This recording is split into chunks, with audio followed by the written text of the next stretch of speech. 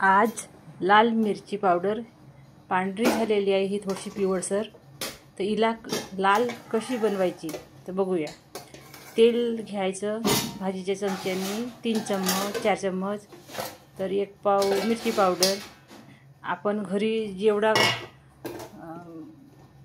फोडणीसाठी काढून ठेवतो तिखट, डब्बाभर, छोटे डब्याभर, तेवढाच मिरची पावडर तेलामध्ये असा भाजून घेणे. जास्त भाजून ठेवू नका, कारण की तो पांढरा होण्याची शक्यता असते.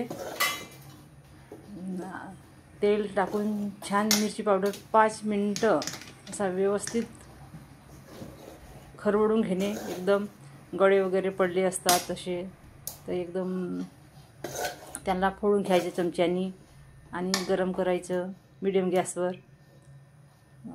बहुतेक आपण दुकानातून लाल मिरची पावडर घेतो, तिथं केमिकल मिक्स राहतात.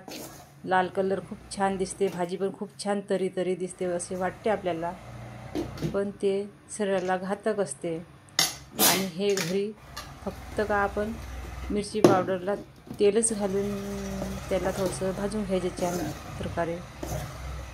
त्याच्यामुळे कोणता केमिकल वगैरे मिक्स नसल्यामुळे हा शरीराला घातक नाही राहत.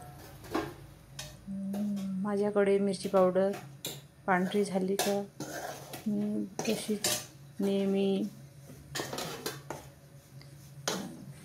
भाजून घेते तेलामध्ये. तुम्ही पण भाजून बघा खरंच होते की नाही म्हणून, आणि दुसऱ्यांना पण सांगा. तुम्हाला जर आवडेल हा व्हिडिओ तर दुसऱ्यांना पण नक्की शेअर करा. बघा कशी लाल मिरची पावडर झाली ती.